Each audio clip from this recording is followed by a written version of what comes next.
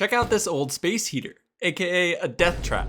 Not actually, but old space heaters are notoriously dangerous and can start fires. Opening this one up, and quite a bit of dust had accumulated, and it was a pinkish color which seems like a fire hazard and rather toxic, so I carefully cleaned it out before continuing on to removing the safety mesh, which you of course shouldn't do. The whole reason I'm doing this is to show you these coils more clearly. Turning them on with a thermal camera, and you of course see them getting quite hot. With the lights off, I was expecting to see all parts of the coils eventually glowing red hot, but only some parts managed to get hot enough as a result of the current flowing through them. These coils are particularly interesting to me for the balance between being conductive, but not too conductive. Using Ohm's law for a fixed voltage, and you see that the lower the resistance, the more current, which looks like this when graphing it.